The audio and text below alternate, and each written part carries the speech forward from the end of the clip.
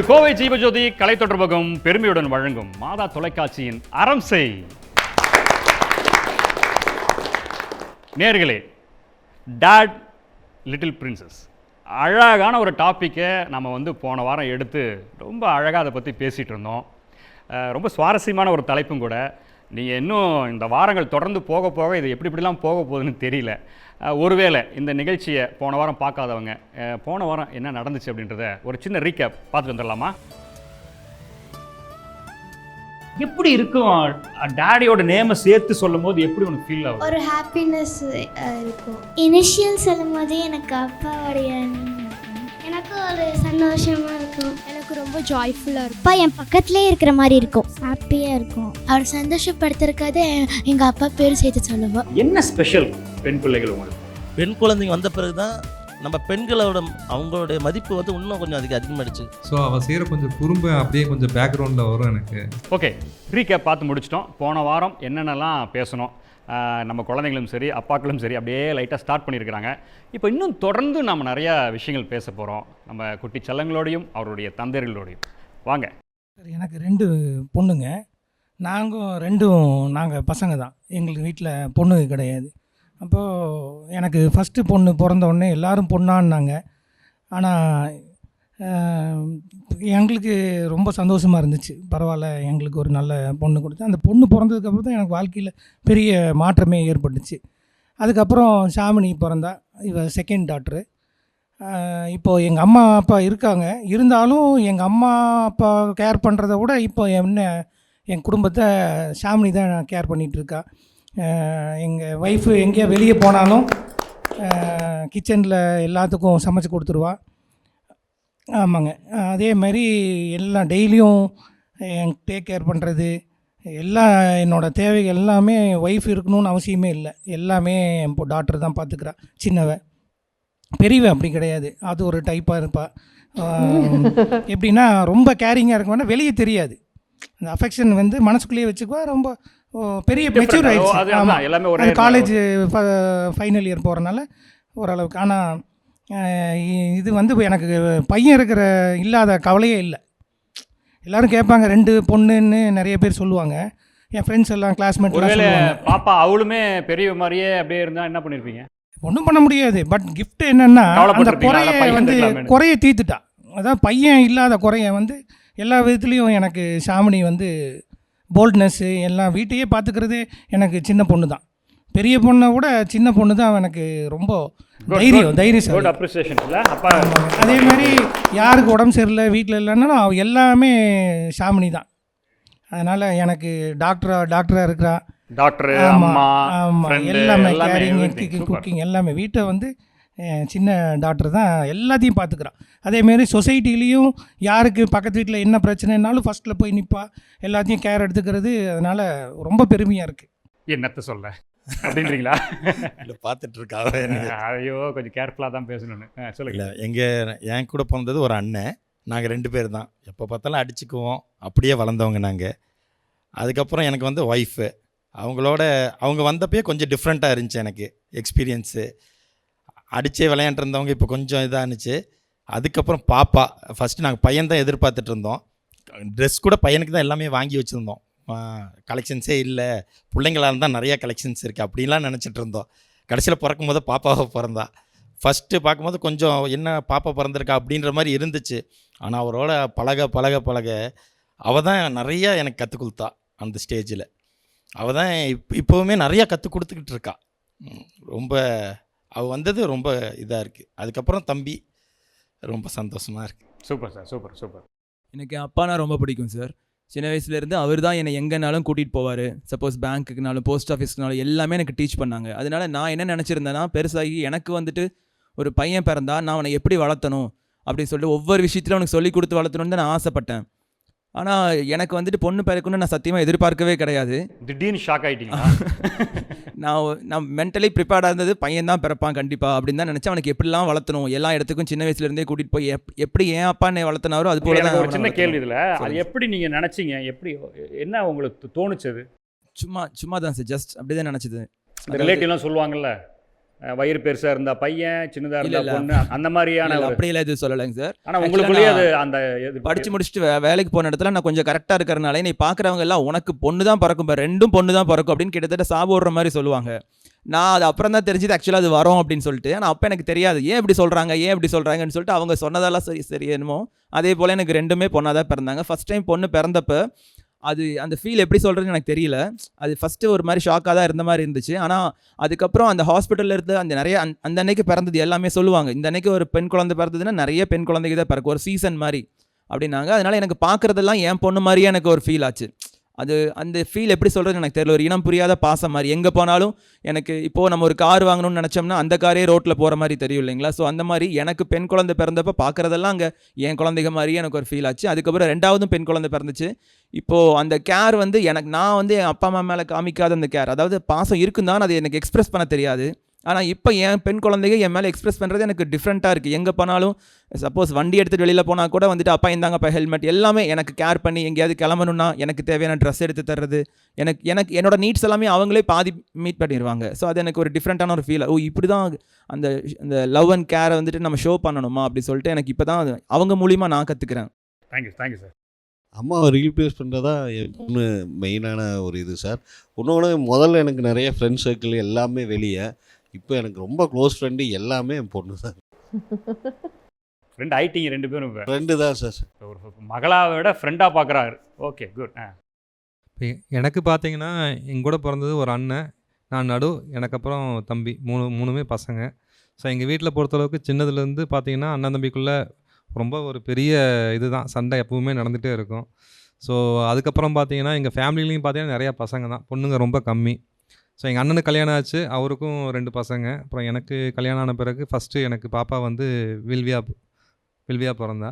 So வில்வியா பிறக்கும்போது அதுக்கு முன்னாடி பார்த்தீங்கன்னா நான் வந்து கொஞ்சம் ரஃப் அண்ட் டஃப்பாக இருப்பேன்.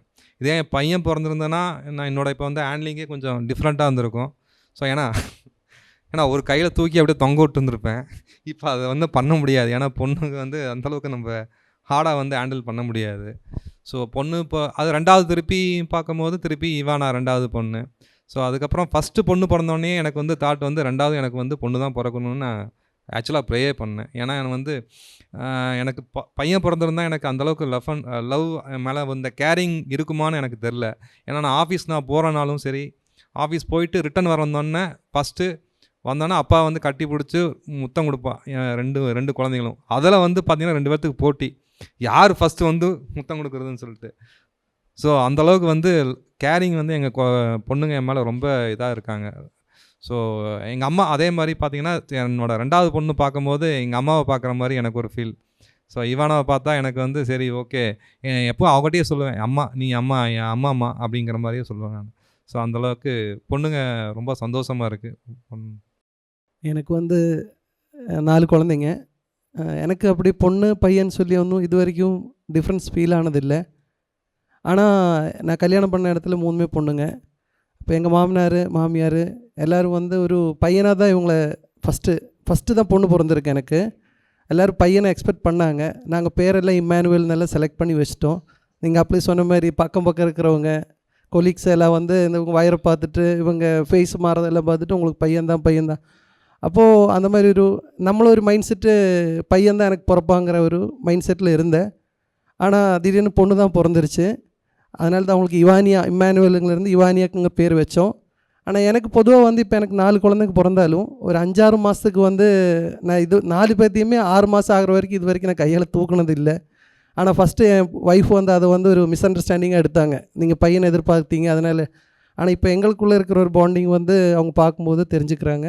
அதே மாதிரி எனக்கும் என் பொண்ணு இப்போ எப்போ பார்த்தாலும் கனடா போகணும், யூஎஸ் போகணும் அதில் சொல்லுவேன். எனக்கு அது அனுப்பி விட்றதுக்கு என் மனசால் முடியறதில்ல. அதனால் பொண்ணு எனக்கு வந்து எப்போவுமே ரொம்ப பிடிக்கும். ஸ்பெஷல் ட்ரீட்மெண்ட் எல்லாம் கொடுத்ததில்ல. பட்டு ஏன்னா இப்போ 8 குழந்தைங்க, இப்போ எல்லாருக்கும் ஷேரிங் கேரிங் எல்லாம் மெயினாக சொல்லி கொடுத்துட்ருக்கு. இப்போ என்னோடய அப்பா பார்த்தீங்கன்னாலும் நானும் அப்பாவும் பார்த்தீங்கன்னா we don't talk that much. But அப்பா இப்போ 2 வருஷம் ஆச்சு இறந்துட்டு.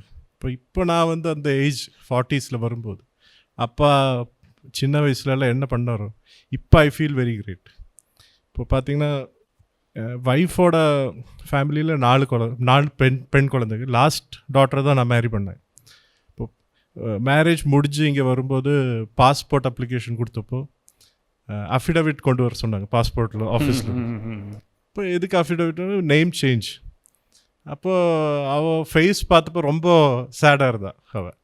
இப்போ நான் சொன்னேன், you don't change your father's name, let your father's name அப்படியே இருக்கட்டும் அப்படின்னு சொல்லிட்டு.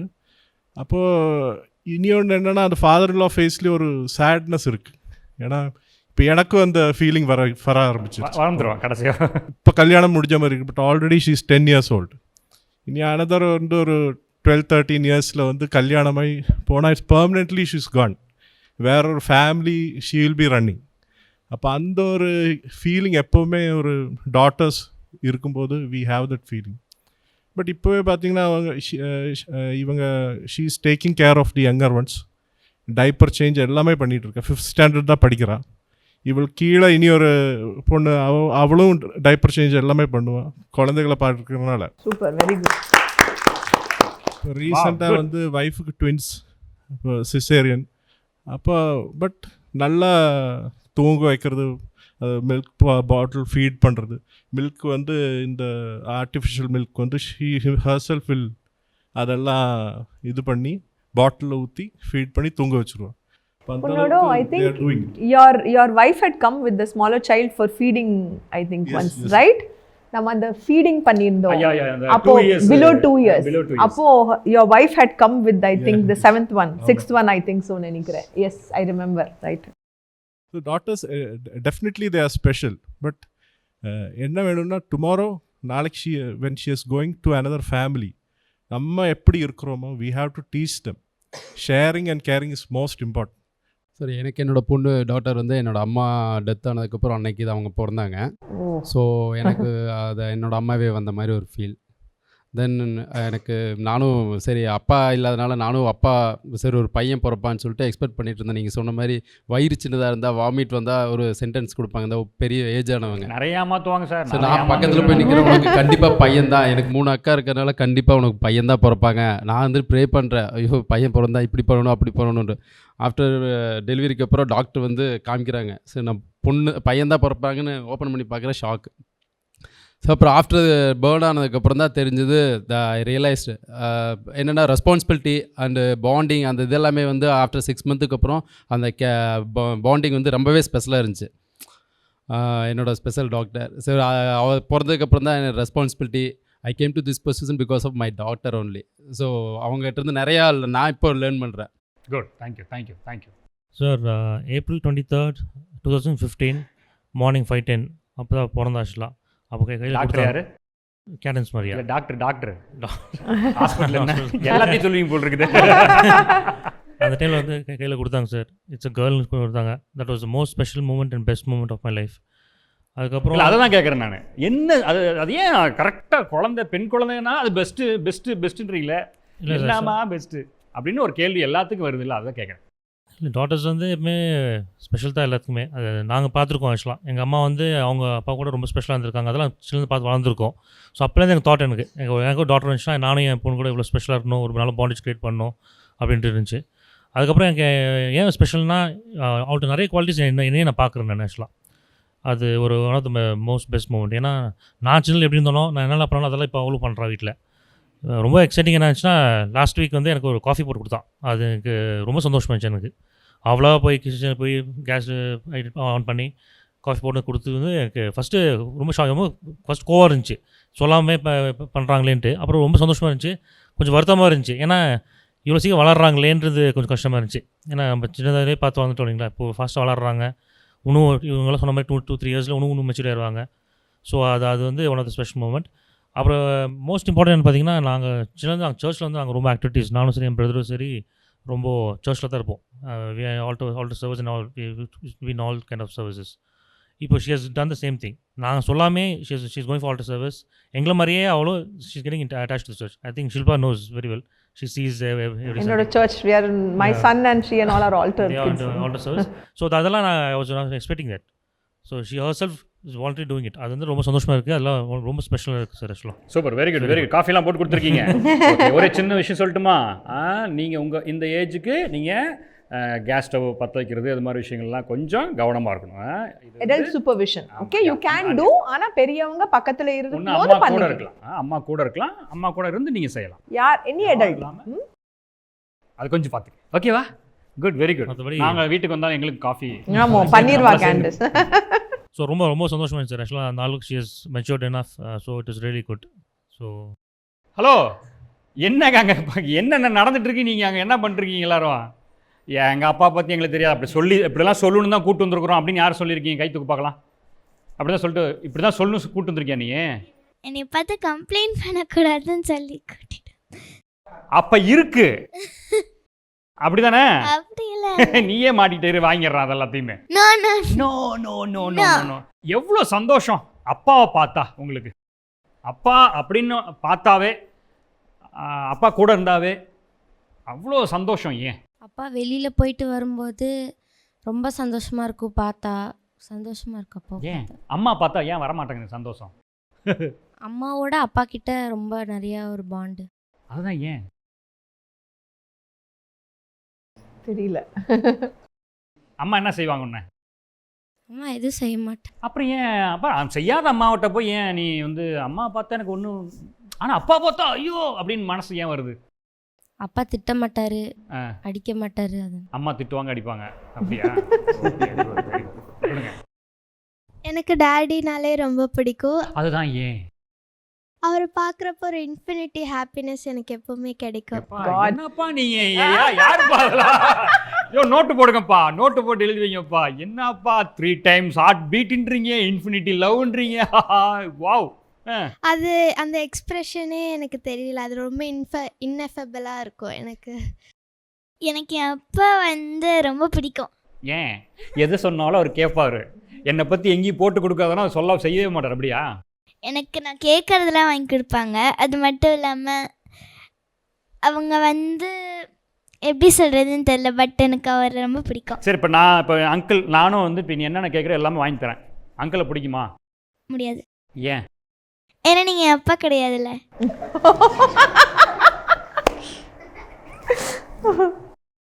விவரம் அங்கே பாரு. எங்கே போச்சு உங்கள் பல்லு? விழுந்துருச்சு. இப்போ பத்திரமா வச்சுக்கிங்க. நீங்கள் எங்கள் அப்பா சில டைம்ஸ் மீட்டிங் போயிடுவார் 3 டேஸ்க்கு அந்த மாதிரி. அப்போ திரும்பி வரும்போது எனக்கு வந்து சந்தோஷமாக இருக்கும். எங்கள் அம்மா வந்து எப்பயுமே என்னை வந்து திட்டுவாங்க, அடிப்பாங்க. அதை வந்து நான் வந்து எங்கள் அப்பா கிட்டே சொல்லுவேன். Day 1 இதெல்லாம் அம்மா திட்டுச்சு, Day 2 இதெல்லாம் பண்ணிச்சுன்னு ஒப்பிச்சிருவியா? அப்புறம் அப்பானா எனக்கு சப்போர்ட் பண்ணுவாங்க. நான் என்ன கேட்டால் வாங்கி கொடுப்பாங்க. சம்டைம்ஸ் என்ன சொல்கிறது, அடித்தாலும் வாங்கிக்குவாங்க. இல்லை நான் வந்து சம்டைம்ஸ் அப்பாவுக்கு வந்து மேக்கப் பண்ணி விடுவேன், ஒட்டி வச்சு விடுவேன். அதே மாதிரி அப்பா வந்து எதுவும் சொல்ல மாட்டாங்க. இதே நான் வந்து அம்மாவுக்கு பண்ணி விட்டா அம்மா வந்து பிடிக்காது, இந்த மாதிரியெல்லாம் பண்ணாத அப்படின்னு திட்டுவாங்க. போத பக்கம் சும்மா 9 அப்படின்னுவாங்களா? ஆமாம். ஆமாவா? குட். அடுத்தது. எங்கள் அப்பா எப்போதுமே வீட்லேயே என்னோட டைம் ஸ்பெண்ட் பண்ண மாட்டாங்க. எங்கள் அம்மா என் வீட்டில் இருப்பாங்க. ஆனால் அப்பா வரவங்கள எங்கள் அப்பா எனக்கு ரொம்ப எனக்கு புரியல. எனக்கு புரியல. இல்லை அப்பா எப்பயுமே கூட டைம் ஸ்பெண்ட் பண்ண மாட்டாங்கிறாரு. ஆனால் அம்மா கூடவே இருக்கிறாங்க. உனக்கு என்னென்னலாம் செய்கிறாங்க? அம்மா கூட இருந்து உனக்கு என்னென்னலாம் செய்வாங்க? திட்டிக்கிட்டே இருப்பாங்க. என்ன திட்டுவாங்க சொல்லு? என்னன்னு திட்டுவாங்க? அடிப்பாங்க. சாப்பிடு அப்படின்னுவாங்க. அது திட்டுறதா? அது அடிப்பாங்க. எதுக்கு? ஒழுங்கா சாப்பிடு அப்படின்னு அடிப்பாங்களா? சும்மா அடிப்பாங்களா அம்மா? தென் சும்மா இல்லைங்கண்ணே. இப்போ மம்மி தானே கூடயே இருக்கிறாங்க, அம்மா தானே மம்மி கூட இருக்காங்களா? காலையில் எந்திரிச்சோடனே நீ பல்லெல்லாம் விளக்கி முடிச்சதுக்கப்புறம் குச்சி எடுத்துக்கிட்டு அடிச்சுக்கிட்டே இருப்பாங்களா? ஓடு அப்படின்னு அடிச்சுட்டே இருப்பாங்க. ஆமாவா?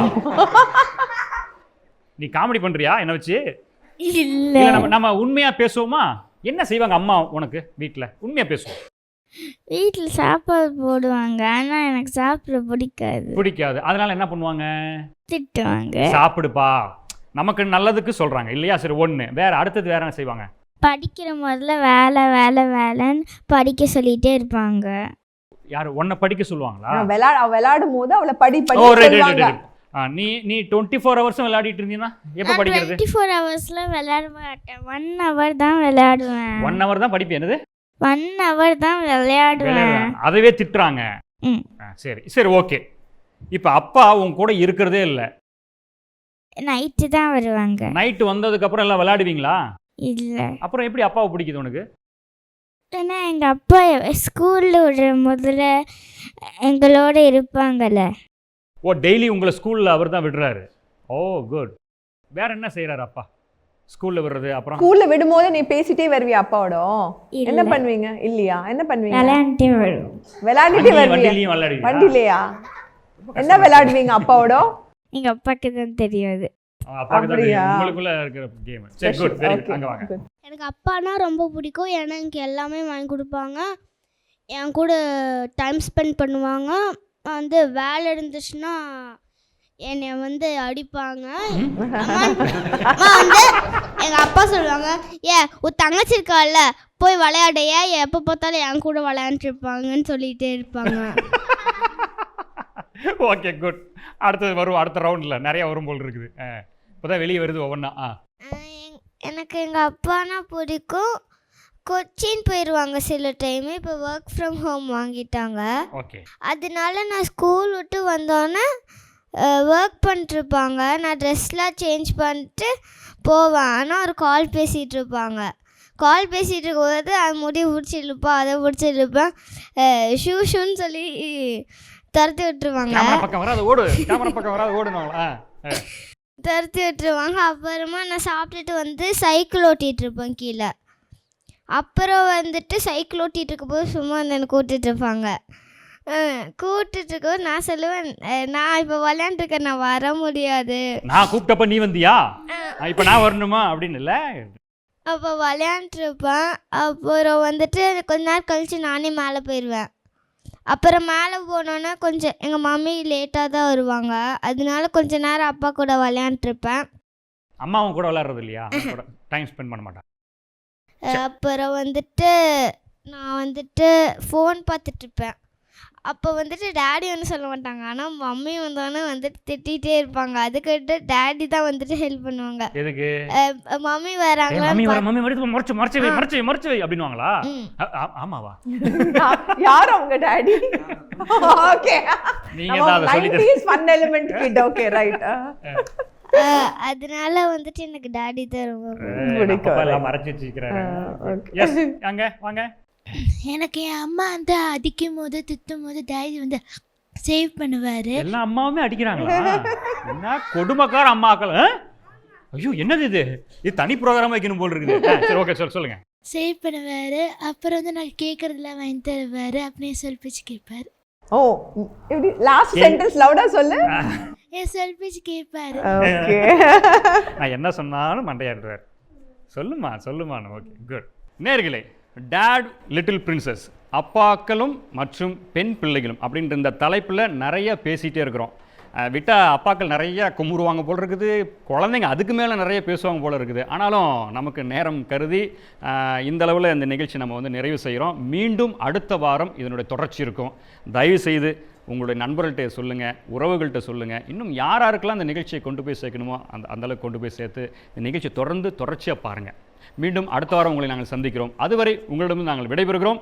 இது கோவை ஜீவஜோதி கலை தொடர்பகம் பெருமையுடன் வழங்கும் மாதா தொலைக்காட்சியின் அறம் செய். மீண்டும் அடுத்த வாரம் உங்களை சந்திக்கிறோம். நன்றி, வணக்கம்.